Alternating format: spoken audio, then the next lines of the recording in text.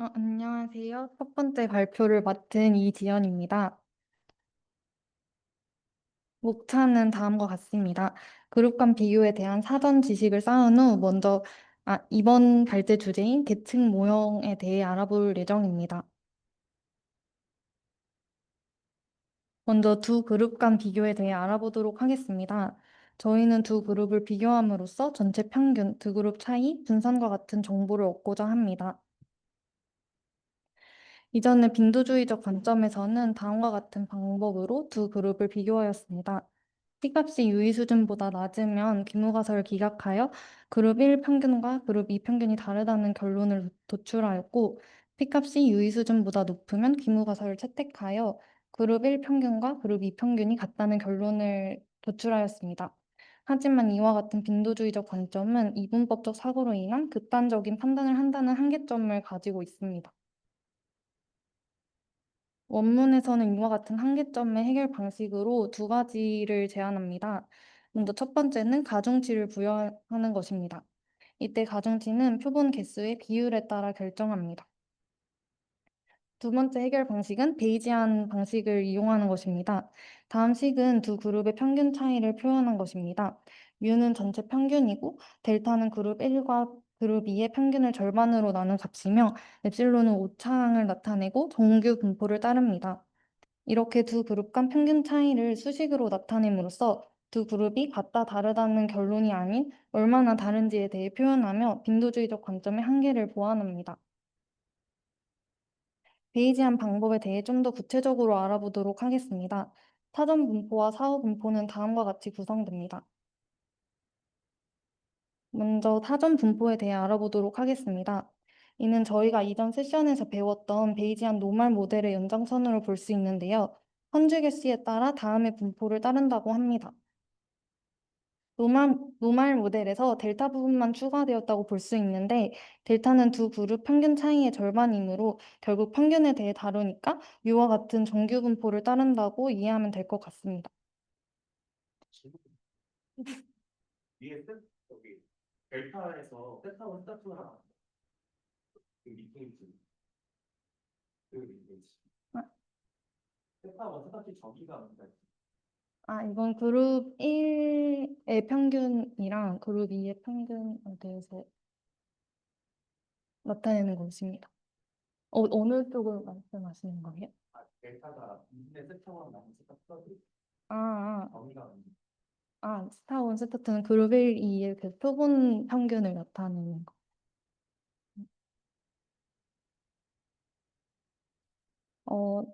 또한 이제 각 사전 분포는 독립적으로 가정을 하므로 맨 위의 식처럼 곱으로 표현할 수 있습니다. 다음으로 포스테리어에 대해 알아보도록 하겠습니다. 먼저 뮤의 조건부 사후 분포는 정규 사전 분포와 정규 우도 함수를 통해 구해지는데요. 정규 사전 분포와 정규 우도 함수의 결합 시 사후 평균과 사후 분산이 박스와 같은 식으로 나타난다고 합니다. 이 수식에 따르면 여기 표시된 하이라이트된 사후 평균과 사후 분산이 나타납니다. 다음으로 델타의 포스테리어에 대해 알아보도록 하겠습니다. 델타 또한 정규 사전 분포와 정규 우도 함수를 통해 구할 수 있고 수식에 따르면 다음과 같은 사후 평균과 분산이 나온다고 합니다.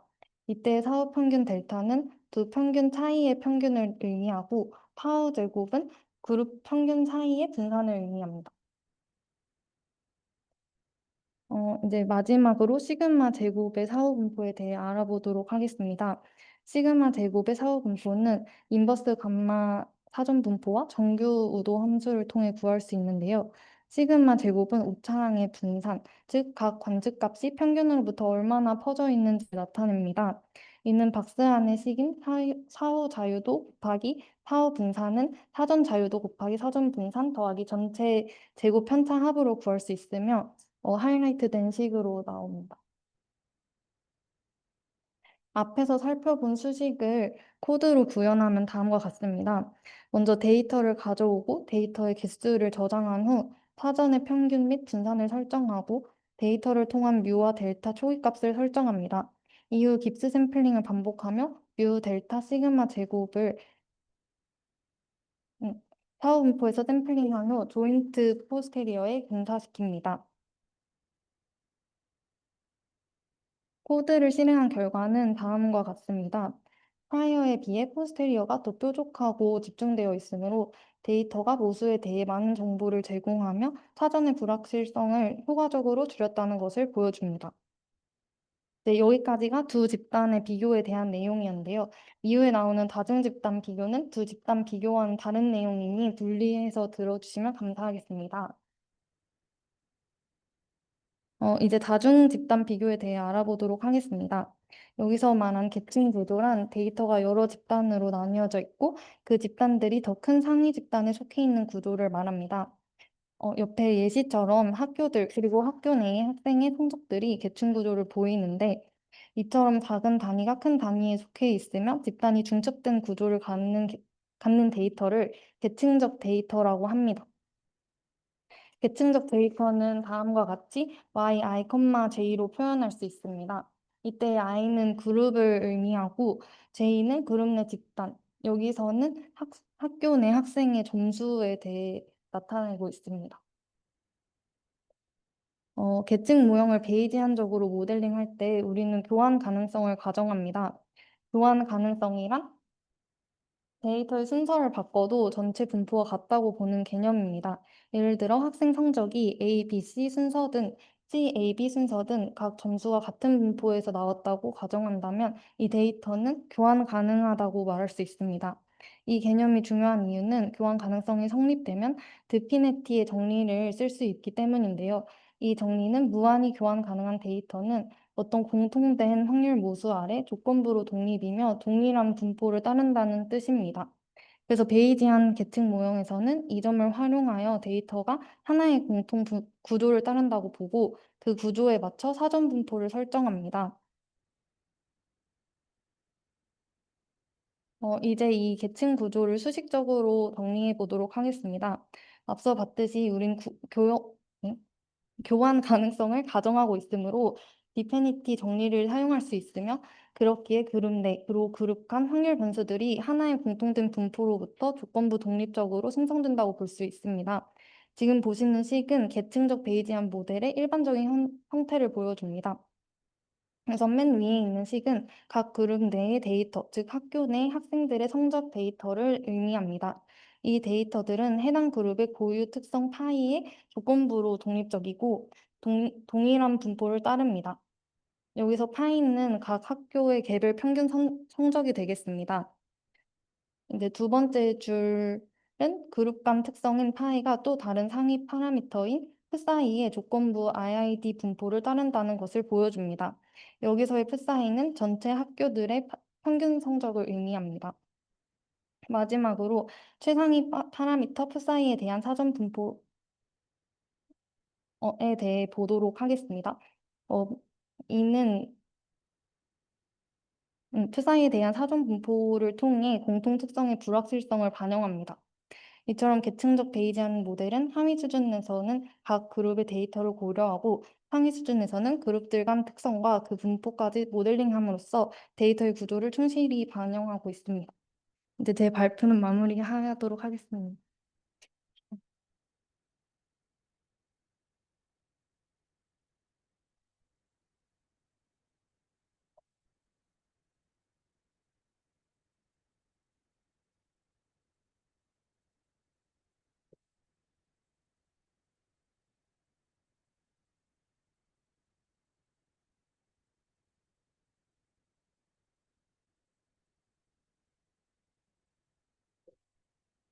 어, 어.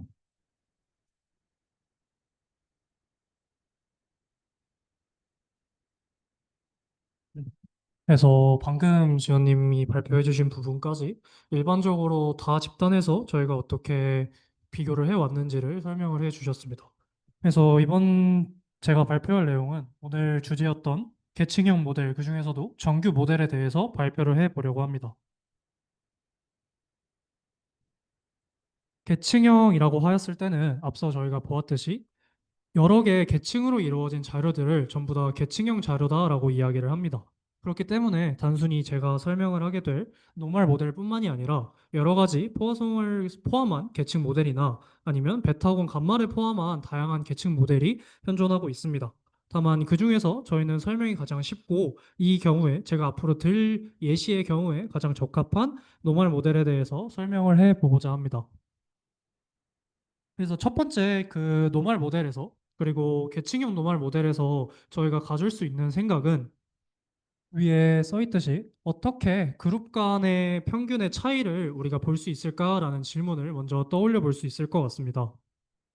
아무래도 그룹이 여러 개가 있고 당연하게도 그 그룹 간의 평균이 다를 것이다라고 생각하는 게 가장 일반적인 생각의 출발점이 될 것 같습니다. 그렇기 때문에 저희는 제가 발표를 하는 범위에서는 분산은 모두 같다고 정의를 하고 논의를 진행하려고 합니다. 분산이 다른 경우는 이후에 발표자가 발표를 해줄 예정이니 제가 지금 이야기할 내용들은 전부 다 등분산을 가정하고 하는 말임을 명시해 주셨으면 좋겠습니다. 그래서 이 페이지에서는 계층형 노멀 모델의 구체적인 하나의 모형을 지금 보여주고 있습니다.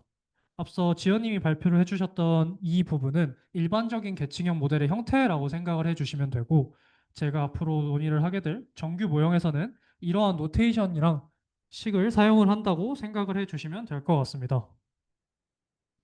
마찬가지로 저희는 세미 컨주게이트 모델을 사용을 해서 프라이어를 설정을 하고 이후에 나오는 포스테리어 분포를 결정을 하려고 합니다. 세미 컨주게이트 모델을 사용을 하는 이유는 아무래도 모델 자체의 유연성이 높아지고 저희가 계산할 수 없는 것들에 대한 계산이 가능해지며 표현이 자유롭고 현실을 반영할 수 있기 때문에 저희는 세미 컨주게이트 모델을 사용을 해서 프라이어 디스트리뷰션을 다음과 같이 시그마 제곱분의 1, 타우 제곱분의 1, 뮤에 대해서 각각 정의를 하였습니다. 그리고 위에 보이는 것은 그룹 내의 모델과 그룹 간 모델로 나누어 볼 수 있는데 그룹 내의 모델의 평균인 세타 J와 분산 시그마 제곱 이때 등분산을 가정한 것은 이 시그마 제곱이 모두 같다라는 정의입니다.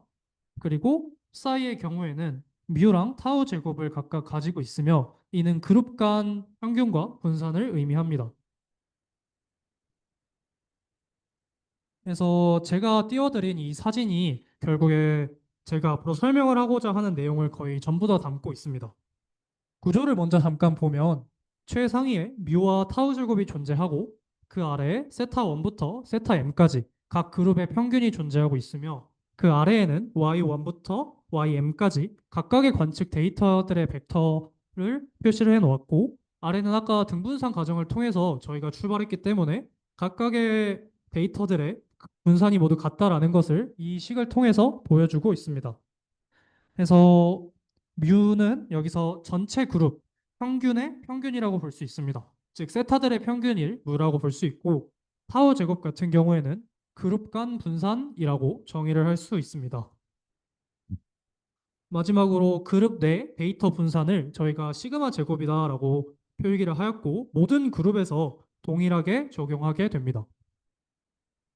그래서 저희가 결국에 하고 싶은 것들은 이 모델을 포함한 어떤 조인트 포스테리어를 구하는 게 저희가 베이지에서 꾸준히 해오던 것입니다. 하지만 이 첫 번째 맨 위에 있는 식을 보면 조인트 포스테리어를 구하는 게 굉장히 어렵다라는 것을 알 수 있습니다. 즉 저희가 구하고 싶은 것은 이 부분의 식의 조인트 포스테리어를 구하고 싶으나 계산이 어렵다는 것은 저희가 명백히 알고 있는 사실이며 그러면 저희는 지난 시간에 준성님이 설명을 해주셨던 깁스 샘플링을 한번 떠올려 볼 수 있습니다. 각각 변수들의 풀 컨디셔널 디스트리뷰션을 안다면 저희는 그 분포들을 통해서 딥 샘플링을 통해 저희가 원하는 사후를 추론해 낼 수 있다라고 저희가 지난 시간에 수업을 하였습니다. 그래서 비례식으로 저희가 각각 변수에 해당하는 것을 표현을 해서 식을 바꿔보면 8.3과 같은 식이 나오게 됩니다. 그래서 첫 번째로 뮤랑 타우 제곱, 시그마 제곱 이 부분 같은 경우는 하이퍼 파라미터 계층이다라고 봐주시면 될 것 같습니다. 저희가 사전에 정의하고 출발하는 계층이 되고 첫 번째 괄호에 있는 이 부분 같은 경우는 그룹 레벨의 파라미터라고 봐주시면 될 것 같습니다.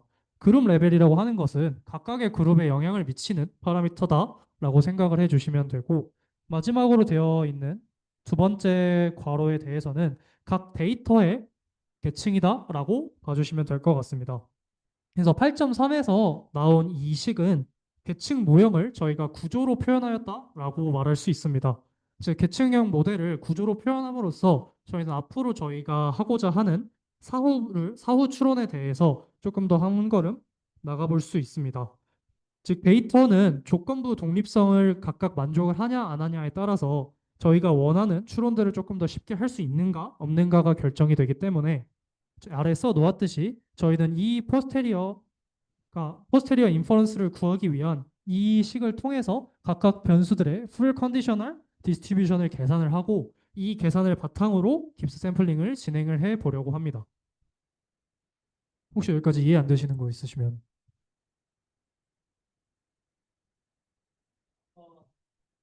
모델을 구할 때는 델타라는 변수를 넣어서 원래는 U랑 세타1, 세타2가 다 적립해야 되는데 그걸 두개 줄인 거잖아요. 이쪽이랑 비교를 하시는 거죠, 지금? 밑에 쪽에서 세타2에다가 U까지 주어졌어야 되는데 위에서는 그냥 U랑 델타만 주어지게 해서 풀었다고 좀 이해를 했는데 차이점이 궁금하신 건가요? 근데 밑에는 굳이 델타라는 변수를 도입하지 않고 앞에서 지연님이 발표해 주신 부분에서 이 두 그룹 간 비교는 하나의 예시 모수 혹은 예시 델타를 하나 가져왔다고 생각을 해주시면 좋을 것 같습니다. 이 계층형 모델에서, 그러니까 계층형 데이터를 가지고 있는 애들을 다루는 모델은 수도 없이 많고 그 모델을 쓰는 것은 각각의 이유가 있어서 사용을 하는 걸 텐데, 처음에 델타를 도입을 해서 두 변수 간의 관계를 설명을 했었던 것은 어쩌면 이해를 돕기 위해서 하나 도입을 한 거다라고 생각을 해주시면 되고, 다른 방식으로 여러 개의 데이터를 다루면서도 이 계층형 모델에서 뮤 타워 제곱 시그마 제곱을 가지고 저희가 이 계층형 구조를 풀어낼 수 있다라는 걸 보여주는 게 지금 설명하고자 하는 정규 모델입니다. 혹시 이해가 되셨을까요?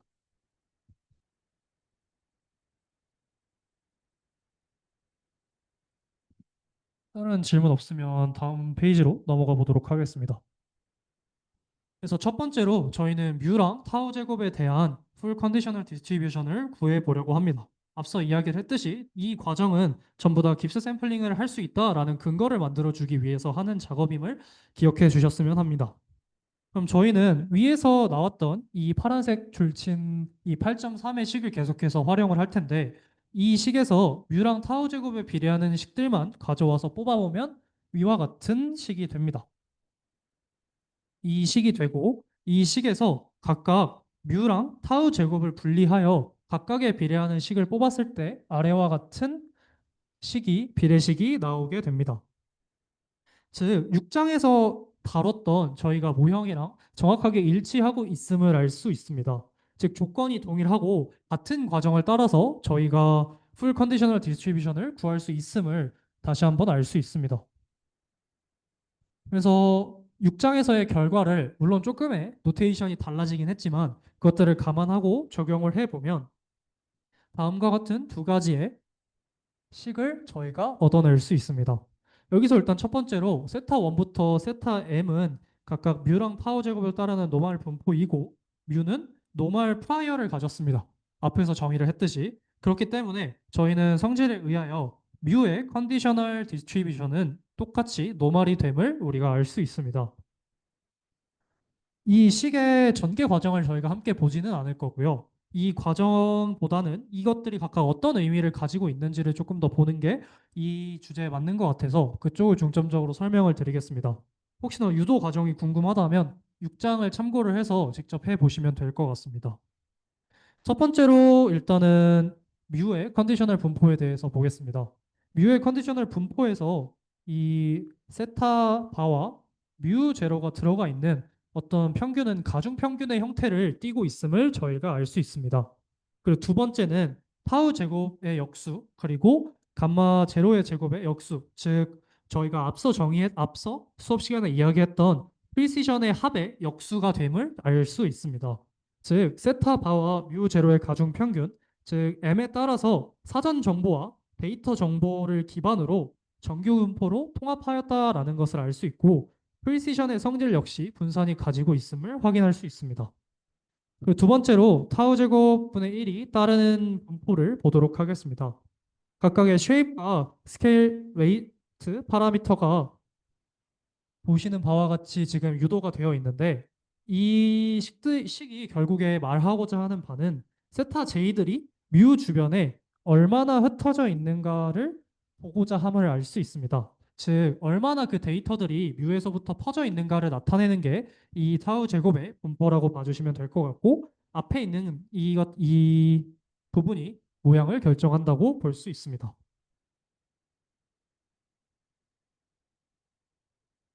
다음으로는 세타 J에 대한 풀 컨디셔널 디스트리뷰션을 구해 보도록 하겠습니다. 마찬가지로 세타 J에 해당하는 비례식만 떼서 보면 저희는 1번과 같은 식을 저희가 뽑아낼 수 있습니다. 즉, 이 세타 J만 가지고 있는 이 식에서 저희가 앞서 이야기했던 그 여러 과정들을 거치면 아래와 같은 노말 분포를 얻어낼 수 있습니다. 우선 노말 분포가 각각 가지는 평균과 분산의 의미부터 먼저 보고 이후에 말을 이어가도록 하겠습니다. 여기서도 볼 수 있듯이 여기서 특이한 점은 이 NJ, 즉 각 J번째 그룹에 표본의 개수가 지금 평균에 포함이 되어 있음을 저희가 확인을 해볼 수 있습니다. 얘도 마찬가지로 어떠한 가중 평균의 형태를 취하고 있는데 여기서 타우 제곱분의 이걸 뮤로 바꿔주시면 감사하겠습니다.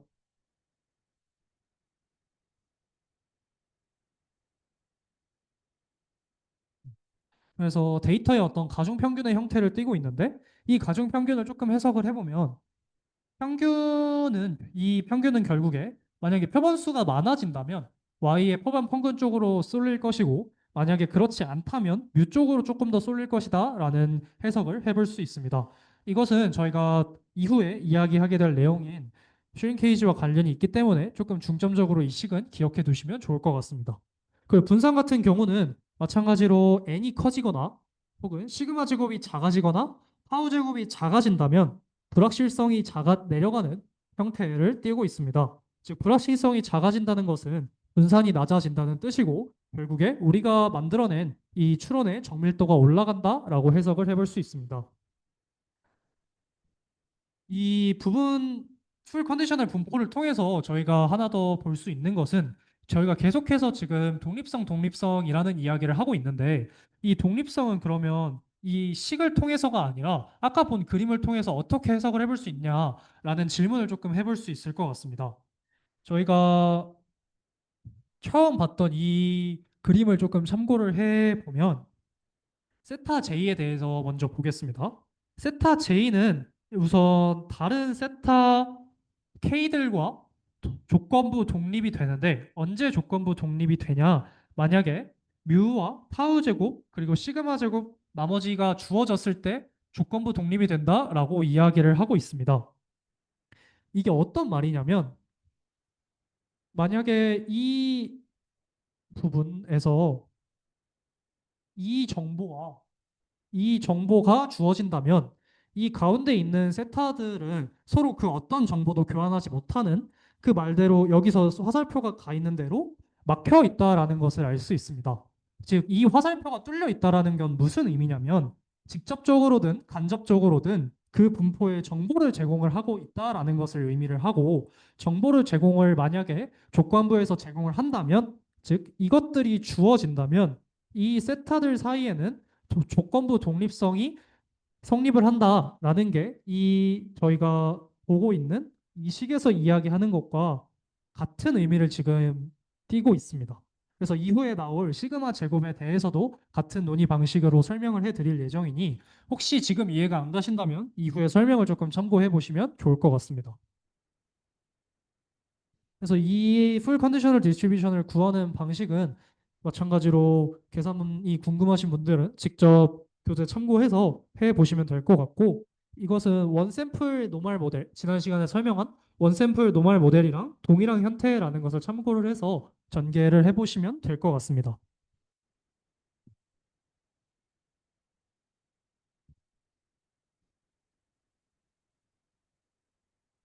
혹시 여기까지 질문 있으신 분?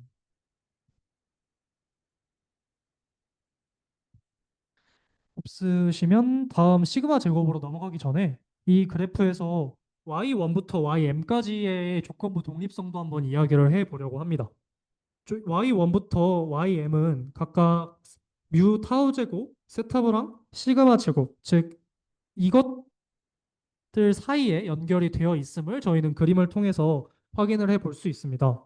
즉 만약에 세타와 시그마 제곱이 주어진다면 저희는 뮤나 타우 제곱의 정보 없이도 이 y1부터 ym까지는 각각의 경로가 끊긴 조건부 독립임을 저희가 확인을 해볼 수 있습니다.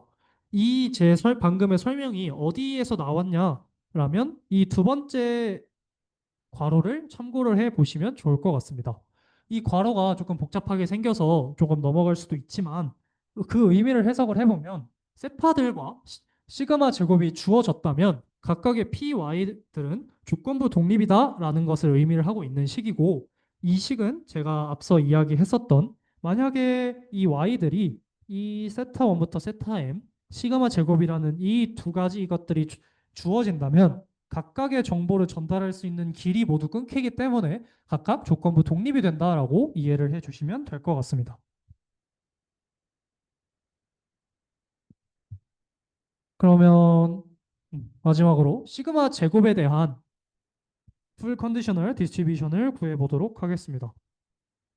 예, 이 시그마 제곱의 풀 컨디셔널 디스트리뷰션을 구하기 위해서 시그마 제곱에 해당하는 부분을 전부 떼어 왔음을 저희가 확인을 해볼 수 있고 여러 비례 관계를 통해서 저희가 식을 수정을 해보면 다음과 같은 식이 나옴을 알 수 있습니다.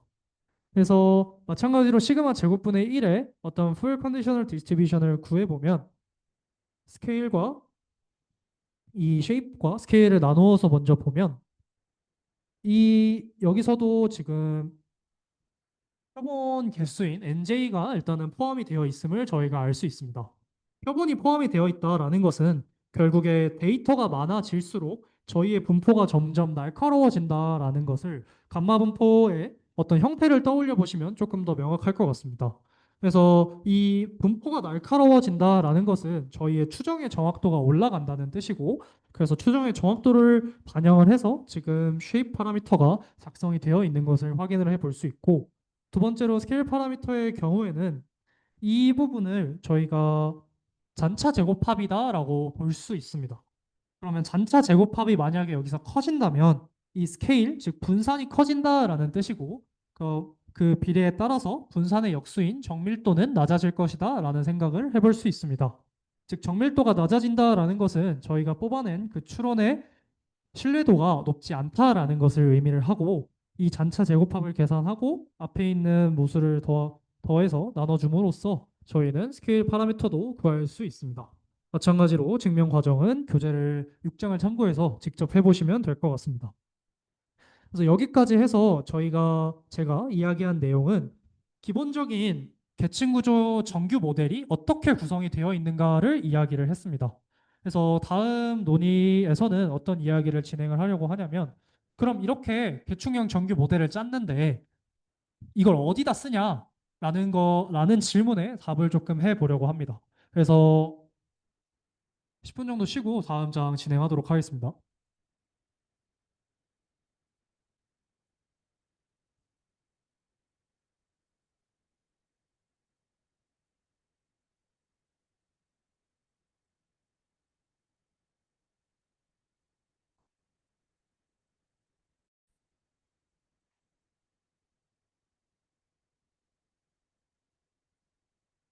발표를 계속해서 해보도록 하겠습니다.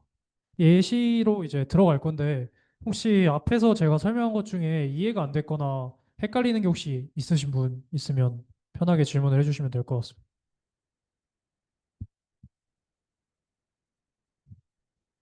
없는 것 같으니 그러면 예시로 넘어가 보도록 하겠습니다.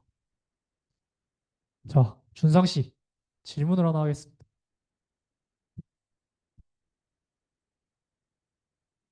야구 선수 두 명이 있습니다. 오탄이라는 사람이 있고요. 이원섭이라는 사람이 있습니다. 각각의 타율이 0.389, 그리고 1.0입니다. 아래 타석에 들어선 횟수는 502회, 그리고 2회라고 되어 있네요. 만약에 승부처에서 둘 중 한 명을 내보내야 된다면 둘 중에 누굴 내보내시겠습니까?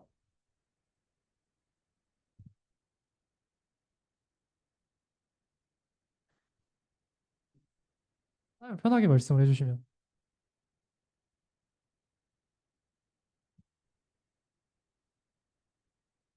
오타니를 선택한 이유가 이제 경험이 많기 때문에.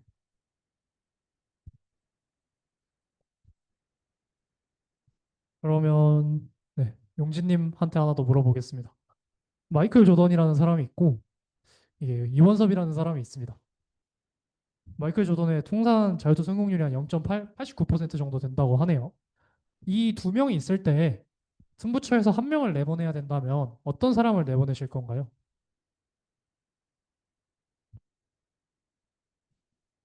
근데 두 분 다 이원섭이라는 사람은 둘 다 성공률이 100%인데 왜 100%를 놔두고 그것보다 성공률이 낮은 사람을 고르셨나요?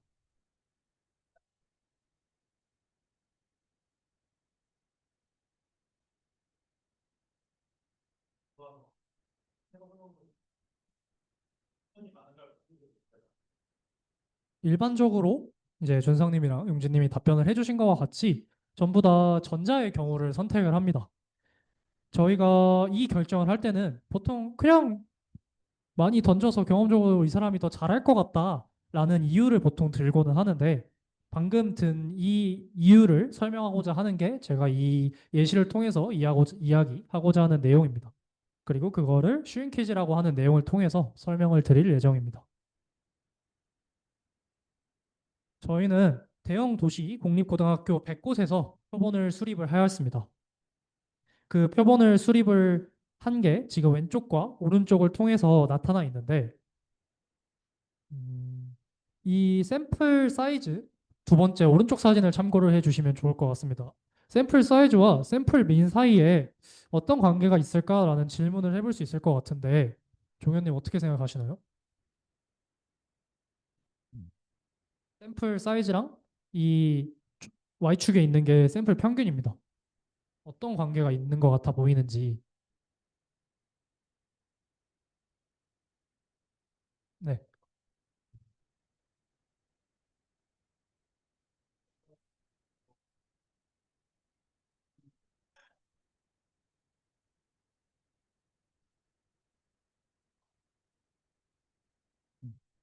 아주 좋은 분석입니다. 샘플 사이즈 제가 동그라미 친 두 예시를 보면 조금 극단적인 샘플 평균을 가지고 있는 값들이 전부 다 샘플 사이즈가 작은 데서 나왔음을 알 수 있습니다.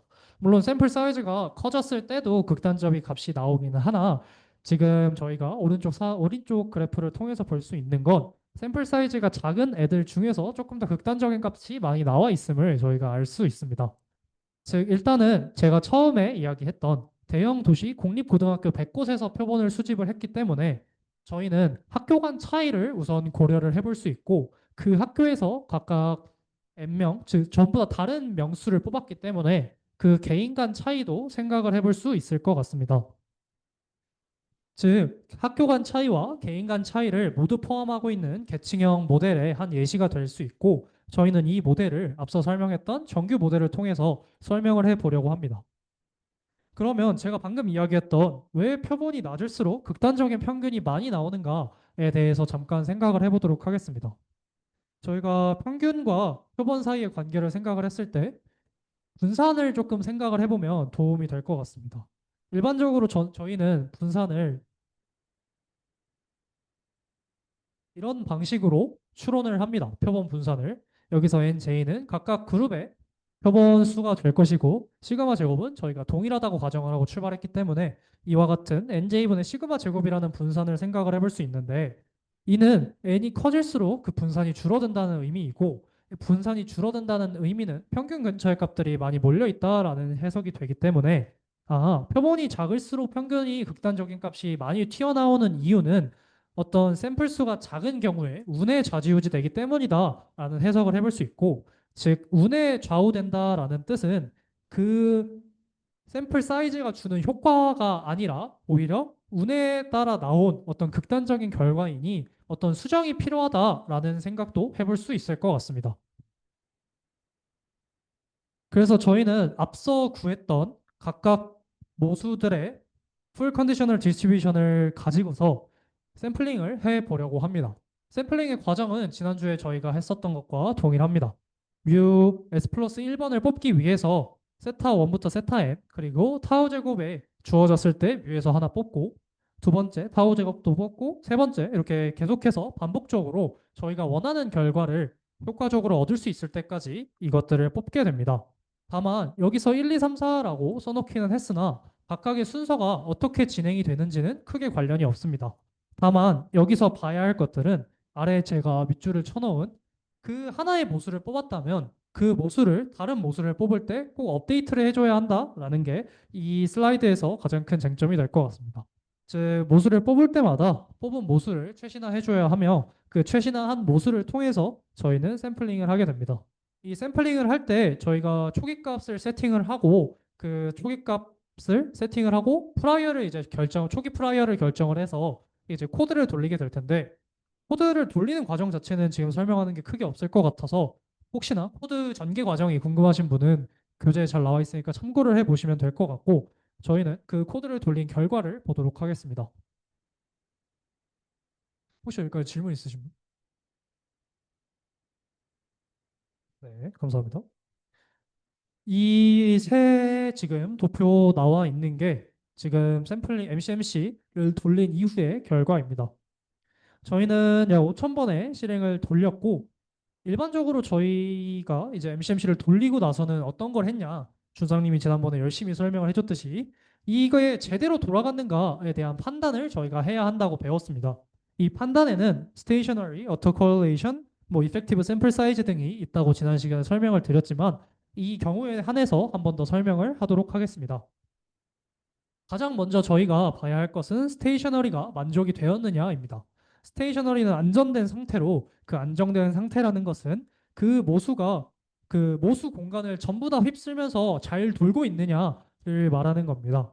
즉 일반적으로 저희는 트레이스 플랫을 많이 사용을 해서 본다고 지난 시간에 간사님들도 이야기를 해주셨지만 이게 표본수, 즉 돌아가는 횟수가 클수록 트레이스 플랫으로 돌리다 보면 그냥 꽉 차 있는 검은 선만 보게 됩니다. 그래서 저희는 여기 그림에 나와 있는 것처럼 얘가 뮤 시그마 제곱, 타우 제곱에 대한 샘플링이고 저희는 이렇게 박스 플랫으로 표시를 할 수 있습니다. 각각의 박스 플랫은 500개의 표본을 가지고서 그린 박스 플랫으로 각각의 평균과 분위수를 표시를 해놨음을 저희가 알 수 있습니다. 스테이셔너리를 판단하는 방법은 지난 시간에 배웠던 것과 동일합니다. 어떤 경향성이 존재하지 않아야 하며 박스 플랫의 경우에는 각각의 박스 플랫이 거의 동일한 모양을 가지고 있어야 합니다.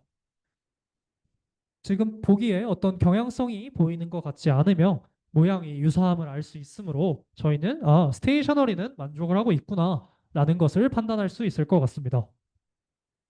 두 번째는 오토 코릴레이션과 이펙티브 샘플 사이즈에 대해서 이야기를 해보겠습니다. 오토 코릴레이션의 경우에는 이제 자기 상관이라고 이야기를 했고 이펙티브 샘플 사이즈는 효과적인 그 샘플의 개수가 몇 개인가 라는 이야기를 지난 시간에 했습니다. 이번 샘플링 같은 경우에는 레그 1, 즉 XT와 T-1 시점 두 개를 비교를 해서 각각의 어터 콜레이션을 구했고 뮤와 시그마 제곱과 타우 제곱의 어터 콜레이션은 각각 0.15, 0.053, 0.312라는 수치를 가지고 있습니다. 즉, 이 어터 콜레이션은 얼마나 빠르게 우리가 파라미터 공간을 탐색할 수 있는가를 말하는 수치이니까 자기 상관이 작다면, 즉 어터 콜레이션이 작다면 샘플 간의 어떤 의존성이 작기 때문에 효율적인 탐색이 전보다 더 빠르게 이루어진다고 볼 수 있고 제가 이야기했던 0.15, 0.053, 그리고 0.312의 경우에는 경각심을 가질 수 있는 수치는 아니기에 크나큰 어터콜레이션이 존재한다고 보기는 힘들 것 같습니다.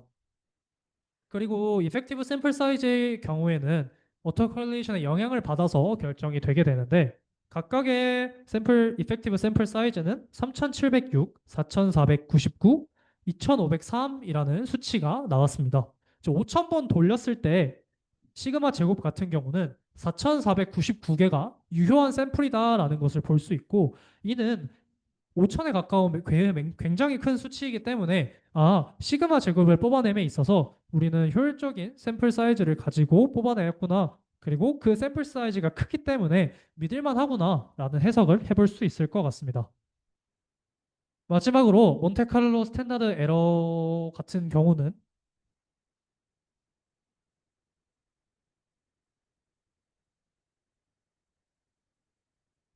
이런 식을 가지고 있는데, 분자에는 사후 표준 편차가 들어가고 분모에는 유효 표본 크기의 제곱근이 들어갑니다. 즉, 이 식에서만 봐도 저희가 알 수 있다시피 이 몬테카를로 스탠다드 에러가 작을수록 사후 추정이 안정적이게 되었구나라는 것을 저희가 알 수 있습니다. 각각의 몬테칼로 스탠다드 에러는 0.009, 0.04, 0.09 매우 작은 수치가 나와 있음을 알 수 있습니다. 그래서 저희가 돌린 이 MCMC 샘플링이 각각의 스테이셔너리 어토콜레이션, 이펙티브 샘플 사이즈, 그리고 마지막으로 몬테칼로 스탠다드 에러를 고려를 해봤을 때 다 유효한 어떤 신뢰도 있는 추정이 되었다라는 것을 판단을 해볼 수 있습니다. 그러면 추정이 제대로 되었으니 저희는 사후 분포에 대한 추론을 지금부터 해보겠습니다. 각각의 사후 분포는 이와 같은 그림으로 나오게 됩니다. 각각의 그림에서 조금 진하게 그려져 있는 점선 같은 경우는 각각의 평균을 의미를 하고 분위수를 표시를 해 주었습니다. 다만 여기서 그래프에서 제가 봐주셨으면 하는 것은 시그마 제곱과 타우 제곱의 분포를 조금 비교를 해보고자 합니다. 시그마 제곱 같은 경우는 지금 평균이 85 근처에서 찍혀 있는 것을 알 수 있고, 타우 제곱 같은 경우는 20과 30 사이에서 찍혀 있음을 저희가 알 수 있습니다.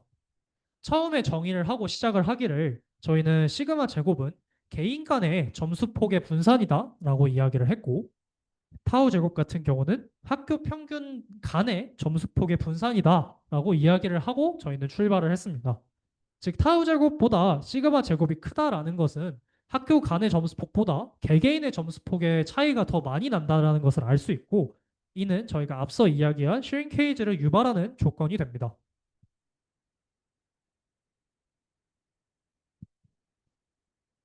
슈링케이지는 정의에 나와 있듯이 Y의 표본 평균 세타, 그러니까 세타 J의 expected value가 뮤 쪽으로 점점 끌려가는 것을 저희가 슈링케이지라고 이야기를 합니다. 앞에서 저희가 구했던 세타의 풀 컨디셔널 디스트리뷰션을 생각을 해보면 그때의 평균이 이와 같이 저희는 구해졌음을 확인을 하였습니다.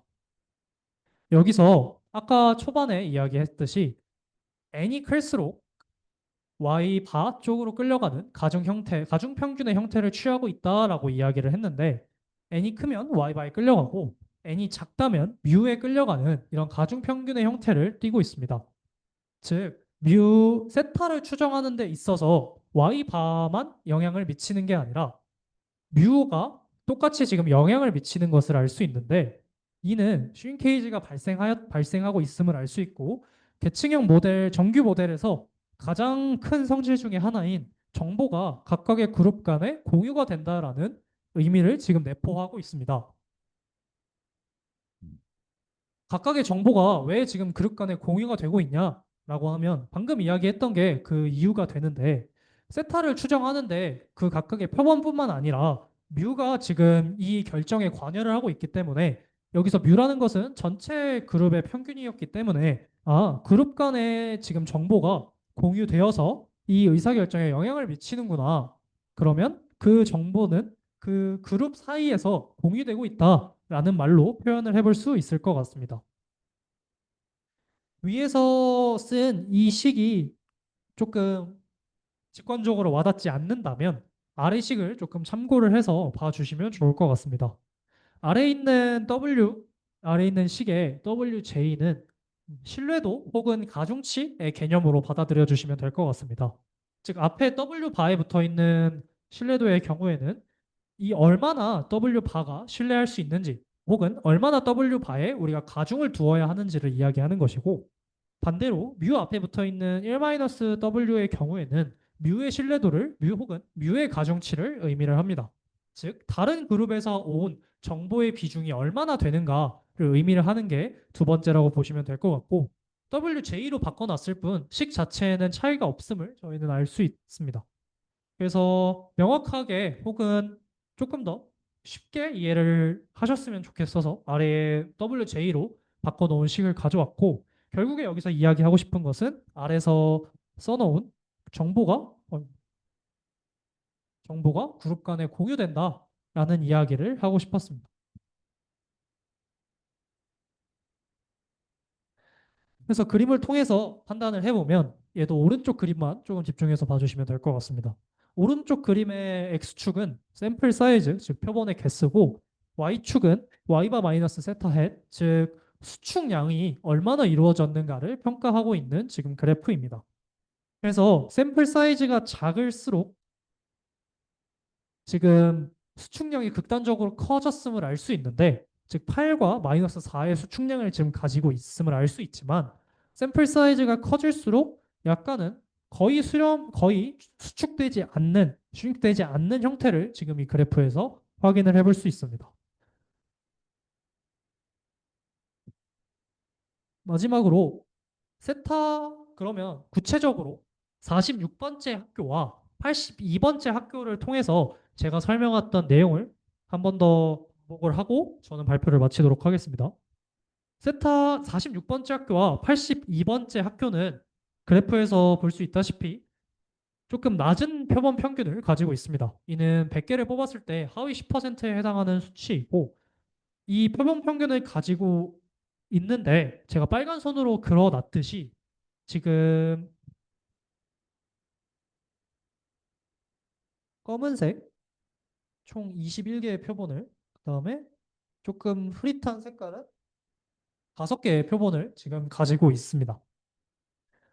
46번째 학교, 즉 표본이 조금 더 많은 46번째 학교는 조금 더 뾰족한 모양의 그래프를 가지고 있고, 표본이 5개로 매우 적은 82번째 학교에서는 46번째 학교보다는 조금 더 완만한 곡선의 그래프 형태를 가지고 있습니다.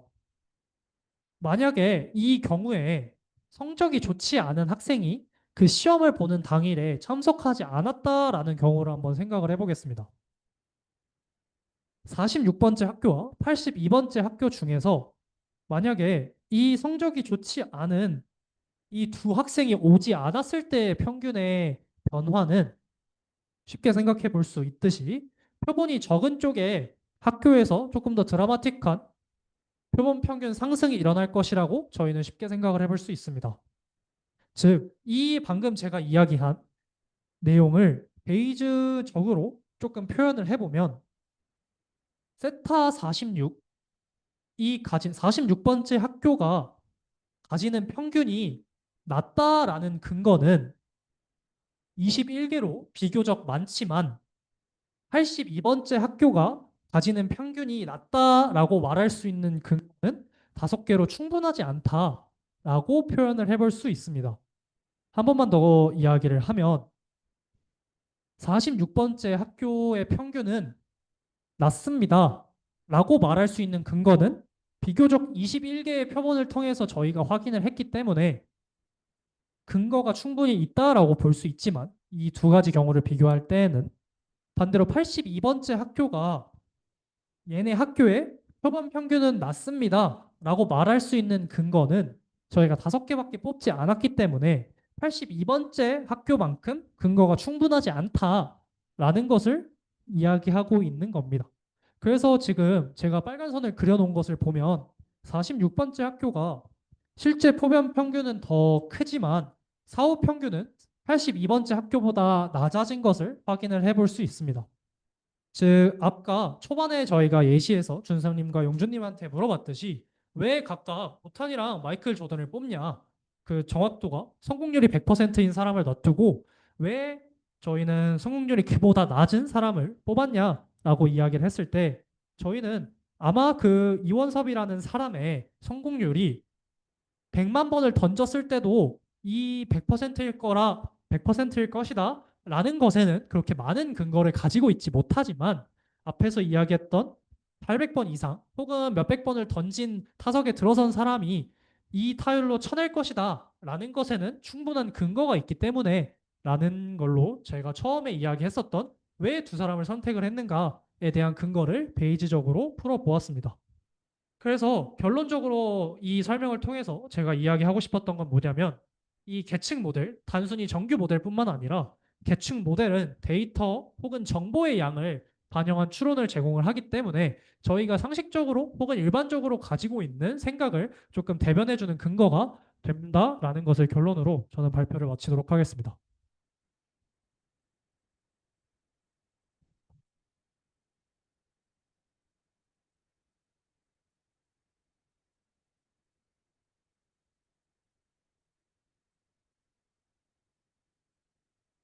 어, 아, 네.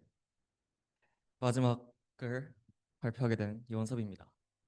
발표를 하게 됐네요, 제가. 아까 준하님이 처음에 발표를 시작할 때 분산을 같을 때를 가정하고 분산을 한다고 했잖아요. 그래서 저는 분산이 다를 때를 가정하고 추정을 해보겠습니다. 그러면 이 사진을 보면 아까 준하님이 보여줬던 19페이지의 사진과는 딱 하나 다른데 바로 여기 이 시그마 부분이 아까는 다 같았는데 이 시그마들을 여기 누 제로와 시그마 제로라는 하이퍼 파라미터를 가지고 다시 다 새로 뽑아서 세타도 다 다르고 시그마도 다른 상태에서 이렇게 뽑은 상태를 저희는 이제 확인해 볼 겁니다. 근데 밑에 옆에 있는 이 세 개의 식을 보면 아까와는 크게 다르지 않죠? 근데 이 시그마 J를 보면 처음에는 아까 처음에 지연님이 보여줬던 식과 크게 다르지 않은데 그때는 그냥 시그마 제곱의 분포를 이거로 했다고 하면 이번에는 이 누 제로와 시그마 제로를 저희가 이 하이퍼 파라미터를 가지고 뽑았다고 생각을 하시면 될 것 같습니다.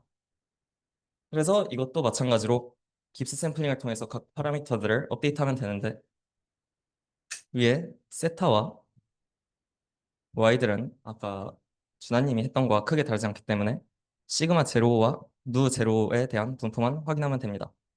먼저 시그마 제로의 조건부 사후 분포를 확인해 볼 건데요. 시그마 제로 제곱을 감마 a, b를 따른다고 했을 때 이 풀 컨디셔널 디스트리뷰션이 이렇게 나오게 됩니다. 사실 교재를 보면 위에 이 페이지에 나와 있는 두 식이 그냥 딱 식만 보여주고 끝내거든요.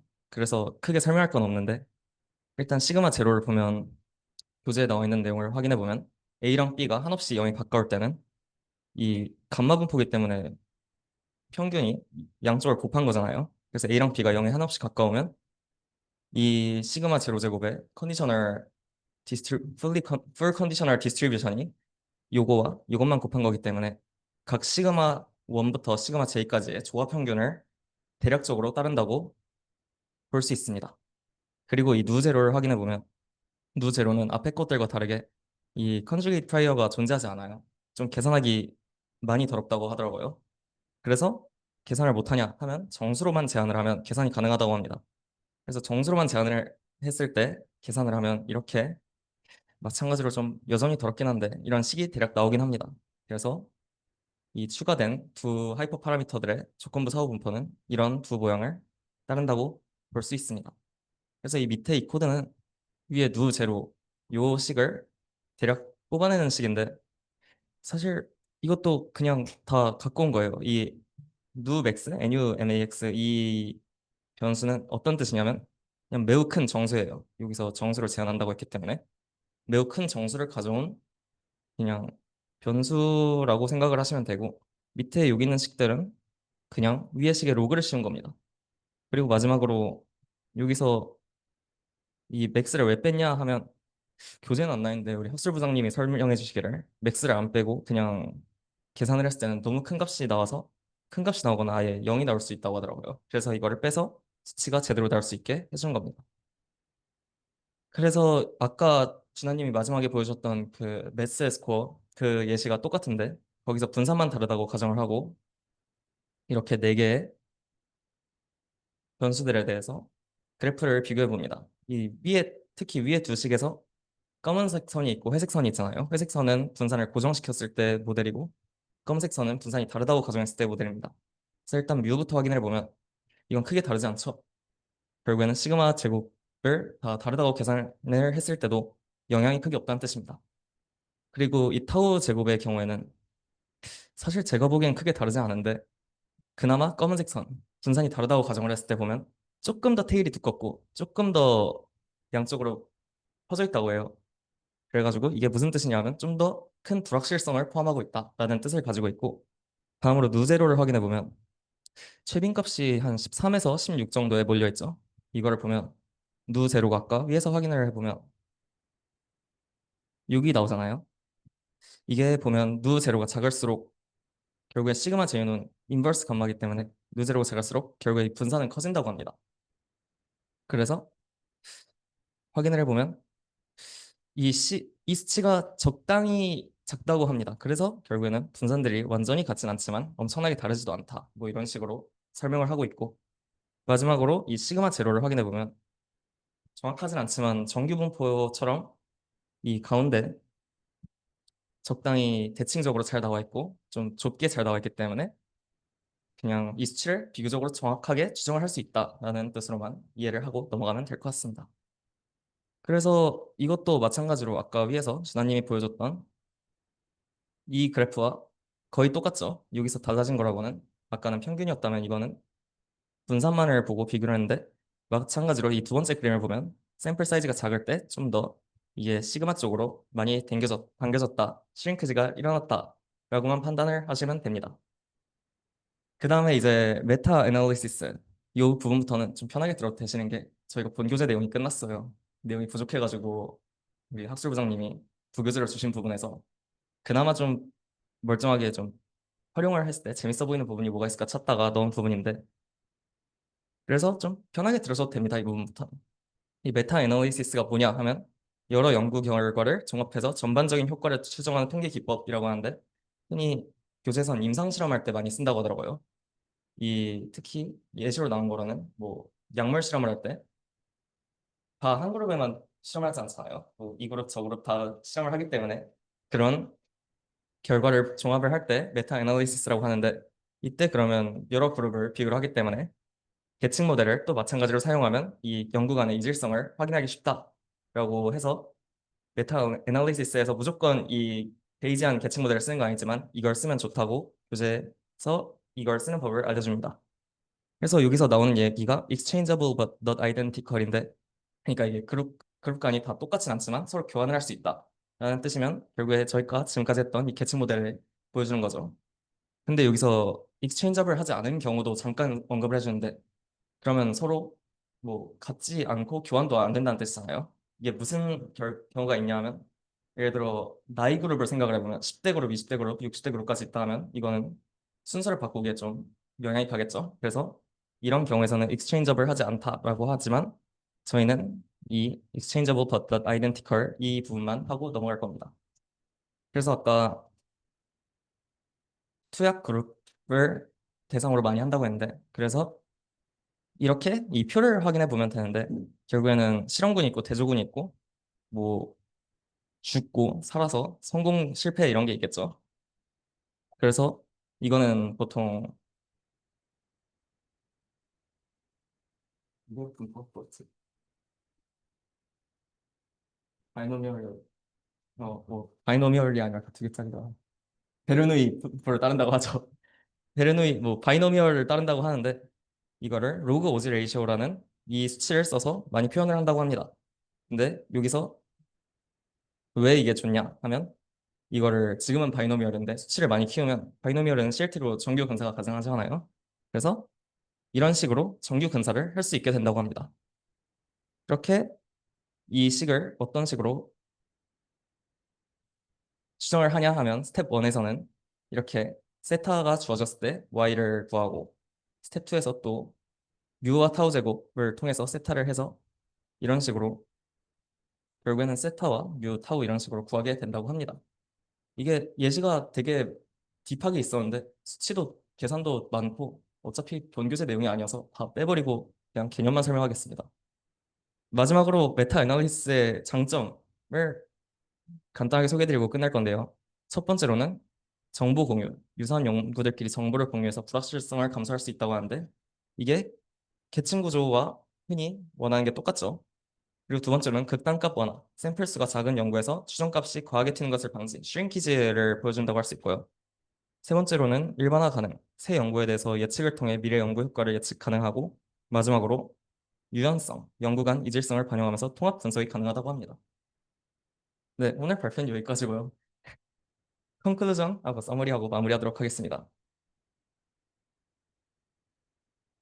적당히 읽고 넘어가자면 베이지안 접근은 이 두 집단의 평균과 차이, 이건 지연님이 발표해 주셨던 부분이죠. 뮤, 델타, 시그마 제곱의 사후 분포를 통해서 적당히 정량적으로 비교할 수 있게 하며 불확실성까지 함께 추론할 수 있다. 그리고 교환 가능성을 전제로 한 계측 모델은 디피니티 정리에 따른 관측치를 파라미터의 조건부 IID하게 모델링할 수 있어 조건부 독립성과 집단 구조를 반영한 추론이 가능하다. 그리고 다음은 준하님이 발표한 부분으로 계층형 노멀 모델을 통해 그룹간 평균 차이를 확인할 수 있다. 하고 각 모수의 풀 컨디셔널 분포를 구하고 이거에 깁 샘플링의 조건을 만족시켜 추론하고자 하는 목표를 구할 수 있고 표본의 크기에 따른 슈링키지의 효과가 달라지며 예시를 통해 확인해 볼 수 있다 하고 마지막으로는 뭐 분산이 달랐을 때를 확인해 보고 메타 애널리시스는 뭐 이런 식으로 적용이 가능하다입니다. 그래서 사실 제일 중요한 거는 이 다 통트는 이 교재에서 사실 이 그래프만 이해하면 90%는 이해했다고 볼 수 있거든요. 그래서 복습할 때도 이 그래프 위주로 잘 다 같이 해보시면 좋을 것 같습니다. 네, 오늘 발표를 마치겠습니다. 감사합니다.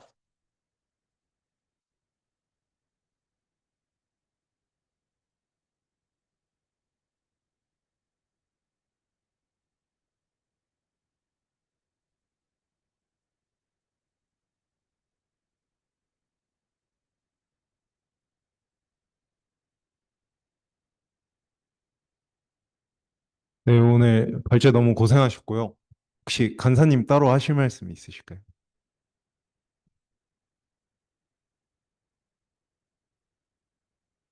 네. 아, 네.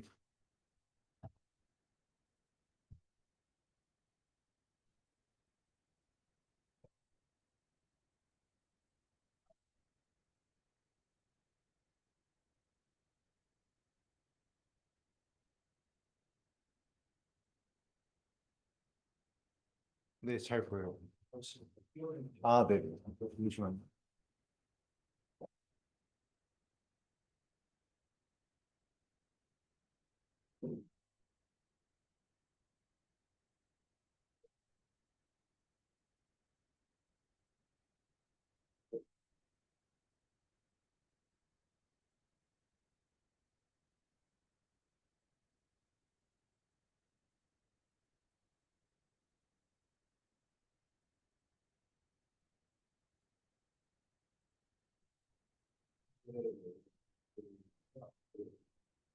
친구들이 잘 설명하시는 게 이게 스무디를 설명드리는 친구들을 친구로 모델을 쌓아가는 그런 모델이 앞에 들었던 것처럼 가우시아 기술들이 파이썬들이 쌓아봤는데 제일 쉬운 교수가 리그레션이라고 하고 그리고 저희가 아는 리그레션이라고 와이어가 목표가 엑스델타 플러스 엑스델타라고 하는 기본적인 모델지 중에 하나죠.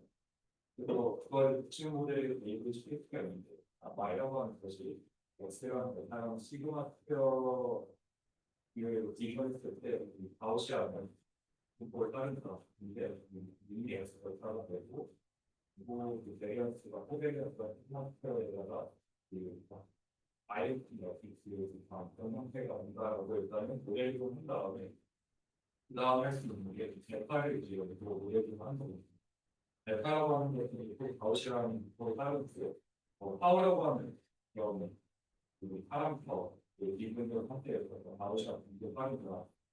근데 대파라고 하는 것을 미니 대회이고 코베리언스가 하우스에다가 라이언 이렇게 파는 것라고 나와주고 동시에 시그마 스퀘어도 이제 인버스 강화를 따른다라고 나와준 다음에 마지막에 마지막 결정으로 파워 스퀘어가 역시 인버스 강화를 따른다라고 하면 아까 예시에 나오는 친구를 그대로 비교하게 되면 이렇게 네 번째 틀에 있는 호텔이라고 그 작업을 했는데 그거는 꼭 이거 진짜 샘플링 하는 건데 그래서 대칭 모델이라고 하는 거 어렵게 생각할 필요 없고 그러니까 우리가 흔히 아는 크게 모델링 할때 단축 때 Y라고 하는 프로젝트에 대해서 어떻게 설명할 것인지에 대해서 본인이 할때 그런 모델인데 Y라고 하는 것을 단순하게 그냥 설명하는 게 아니라 베타부터 시작해서 베타에서 이제 이때 보면 베타의 Y부터 베타 시그마 스퀘어를 쌓아가고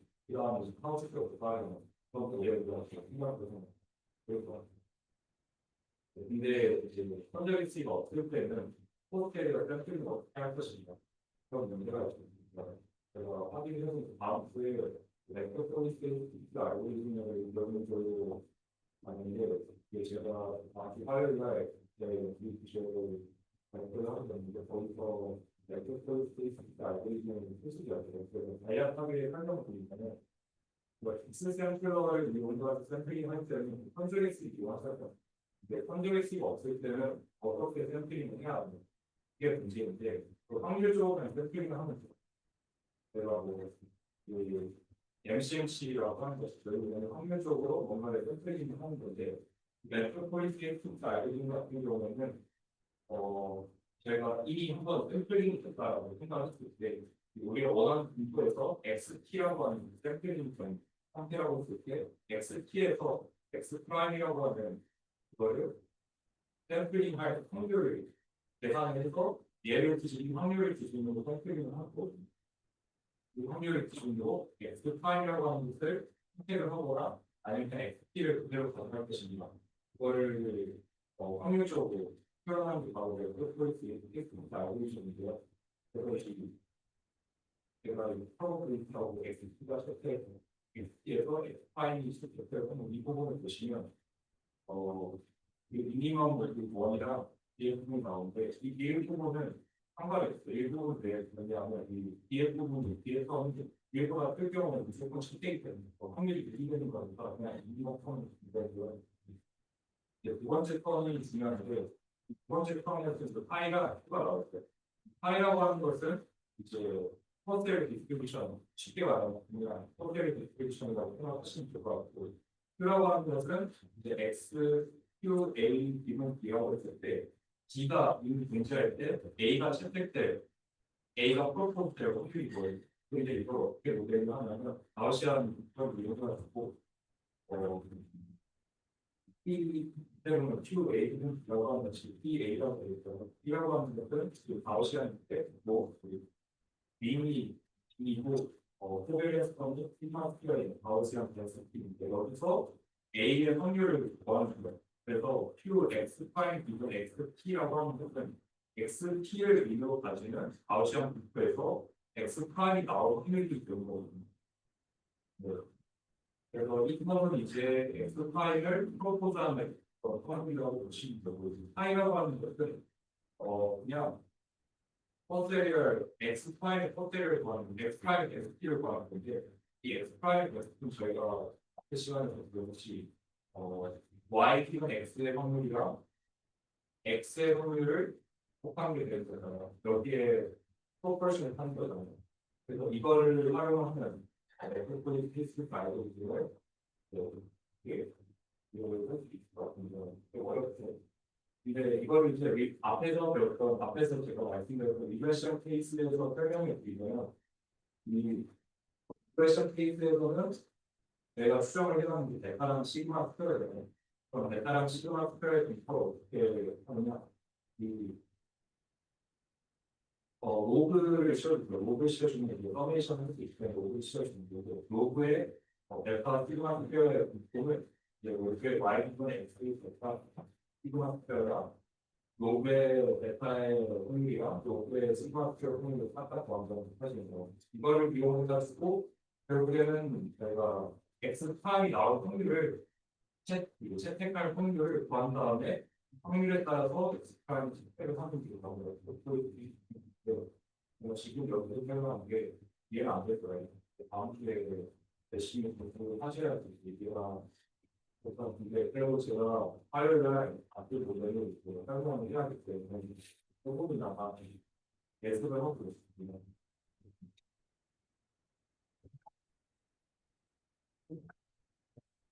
네, 간사님 말씀 너무 감사합니다.